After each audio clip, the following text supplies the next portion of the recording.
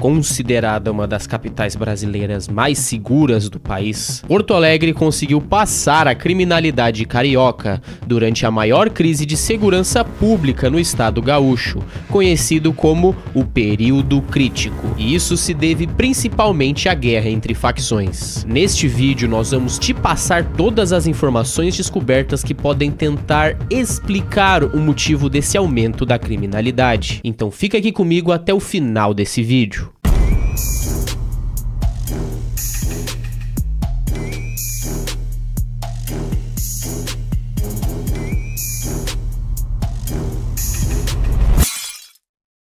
Ali pelos anos 80, dentro das prisões de Porto Alegre, um grupo inspirado no Comando Vermelho acabou formando a Falange Gaúcha, a primeira facção sulista e que começou a dominar os presídios da grande capital. E é aqui que a gente vê o início do crime se formando, mas ainda de forma muito rasa. Quem realmente expandiu para as ruas foi um outro grupo. Um pouco ao norte da capital, nas quebradas de São Leopoldo e Novo Hamburgo, a facção dos Manos foi quem ganhou destaque, não só dominando as ruas fisicamente falando, como também construindo todo o mercado de drogas no estado gaúcho, agindo como uma espécie de empresários do crime, algo muito semelhante ao que o PCC fez entre o Paraguai e São Paulo. A partir dessa base no Vale dos Sinos, a facção começou a se espalhar rapidamente pela grande capital. Regiões como Lomba do Pinheiro, Restinga, Morro da Cruz, Mário Quintana eram bairros chaves para uma certa estabilidade no mundo do crime. Relatos apontam que a partir dessa região dos Manos, a maioria dos outros grupos menores ao redor da cidade eram abastecidos com drogas. No bairro do Partenon, na região da Vila Maria da Conceição, se criou uma outra organização criminosa conhecida como Conceição, liderada por Paulão e sua família. A facção ganhou força ao se especializar no mundo do crime, tendo um dos pontos de drogas mais lucrativos daquela época. O grupo expande sem grandes conflitos com os Manos. Na Lomba do Pinheiro surgem outros grupos menores, como os Micharias e os Pervos,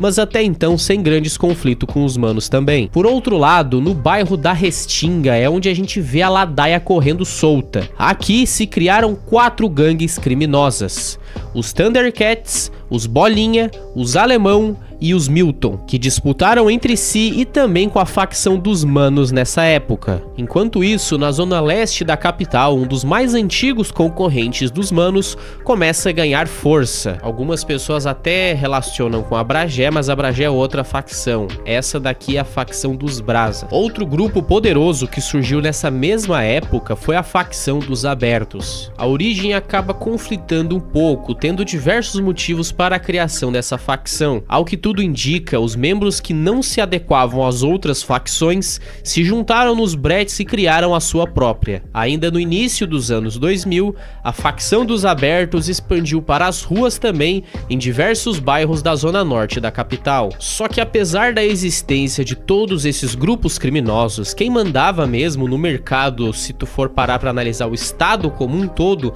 ainda era a facção dos Manos. E não porque eles eram algum tipo de criminosos do bem, mas é que não tinha ninguém à altura dos caras até o presente momento. Até os anos de 2014, Porto Alegre era considerada uma das capitais mais seguras do país.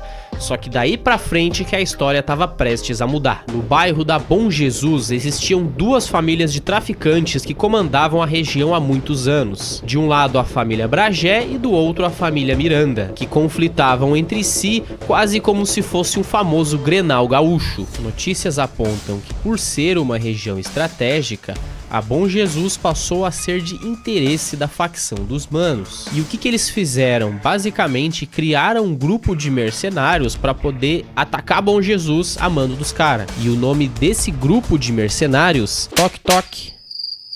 Quem é? Os Bala! Após dominar completamente o bairro da Bom Jesus, a facção dos Bala na Cara decidiu romper com seu antigo aliado, a facção dos Manos. E o motivo desse rompimento era um só: dominar a grande Porto Alegre. Usando uma abordagem muito mais violenta que seus rivais estavam acostumados, os balas capturam diversas bocas de fumo na cidade, apenas começando o período crítico na capital, que acabaria por se estender por mais alguns anos. Logo no começo de 2016, a tensão em Porto Alegre já tinha ultrapassado o limite. O grupo Bala na Cara tinha expandido muito no ano anterior e isso acabou desagradando diversos grupos menores espalhados pela cidade. E por ainda não serem faccionados, esses grupos se juntam e criam uma nova facção chamada V7. Começou na Zona Sul, na região da Vila 27. Todas as fontes apontam que esses caras entraram como mercenários a mando dos manos para fazer a proteção de biqueiras das outras organizações. Essa estratégia de cobrar cachê foi o que expandiu os V7 ao redor da cidade. O slogan dos caras deve ser alguma coisa tipo proteja sua biqueira de bala. Com esse nível de expansão de facções, até mesmo as pequenas biqueiras e grupos criminosos que existiam ao redor da cidade passaram a ser alvo de um dos dois lados. E é nesse momento que Porto Alegre explode de violência. Durante os conflitos, uma outra facção também é criada, chamada Frente Anti-Bala, que surgiu a partir dos membros dos V7. Muita gente fala que os anti-bala funcionam como uma aliança estratégica de grupos menores e médios, tendo o principal objetivo, acho que o nome dos caras já explica. Dos novatos até os mais importantes, foram registradas mortes entre todas as facções, tendo um número maior entre os membros dos Bala e dos Anti-Bala. Locais como Vila Cruzeiro, Vila Ipiranga, Santa Teresa e Morro da Cruz sofrem ainda mais em confrontos diretos entre as principais facções. Nesse período, Porto Alegre teve o dobro das taxas de homicídio do Rio de Janeiro e foi classificada como a terceira capital mais perigosa do país. Cara, tu imagina Porto Alegre, que era considerada relativamente tranquila, sendo pior que o Rio de Janeiro, que em todos os filmes do Rio de Janeiro só retrata uma coisa.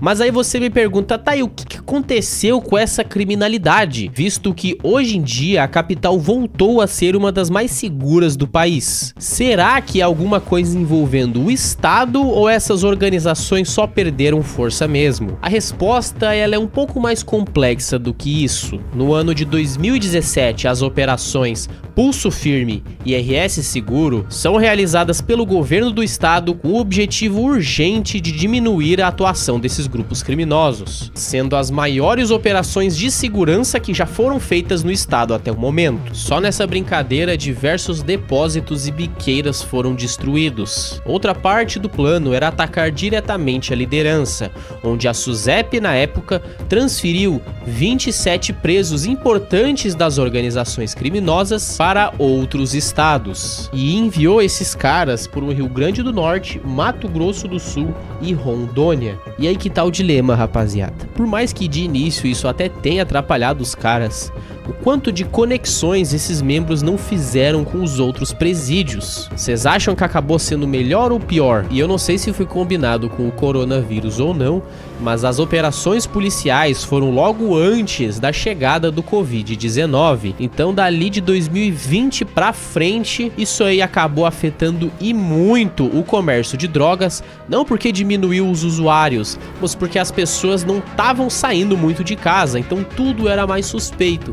Além de não ter mais baile funk, né? Indícios também relatam que a capital gaúcha não ficou mais segura porque o crime sumiu de fato. Talvez tenha sido porque o mercado mudou, então o crime mudou junto. Hoje em dia, a facção dos Bala na Cara está presente na maioria das comunidades ao redor de Porto Alegre, sendo muito fortes na Bom Jesus e Morro da Cruz. Os anti-balas se espalharam por toda a Zona Norte, Centro e Zona Sul, dominando a região de origem dos V7. Na Restinga, grupos menores continuaram a sua atuação no bairro, onde diversos moradores dizem que eles são supostos aliados dos balas contra os manos. Os manos, por outro lado, perderam muito espaço na capital, mas isso não significa que a facção perdeu força ou diminuiu. Na verdade, eles ainda são os únicos presentes ao redor de todo o estado gaúcho. No vídeo que fizemos sobre todas as facções do Rio Grande do Sul,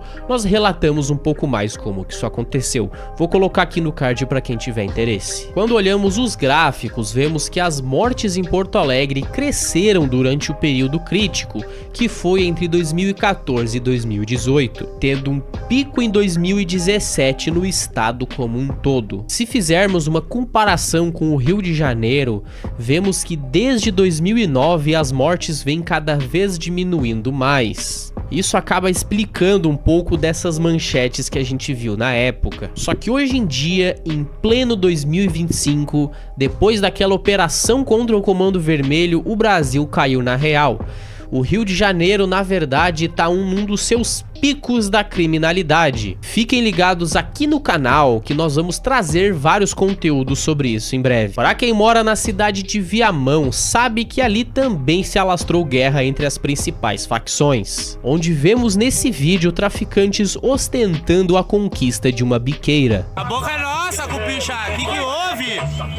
E gurizada? Ali do lado, a cidade de Alvorada seguiu o mesmo caminho, sendo dividida entre as 4 principais facções. Conforme o vídeo que fizemos anteriormente, a cidade de Canoas e seus arredores teriam o mesmo efeito, mas o lugar que mudou de fato foi um pouco mais ao norte. Na cidade de Caxias do Sul, as 2 maiores facções do estado polarizam a região, visando dominar um gigantesco mercado consumidor, que só cresce a cada ano em Caxias. Se tu é caxiense, tu tá ligado? Clica nesse vídeo que eu tô colocando aqui para entender tudo sobre Caxias. Esse vídeo está sendo patrocinado por membros como The Rapper e Henrique Tramontim. Se quiser nos ajudar a continuar trazendo esse conteúdo e ter acesso aos mapas do canal, faça parte do nosso clube de membros agora mesmo. É 2 pila. É os guri!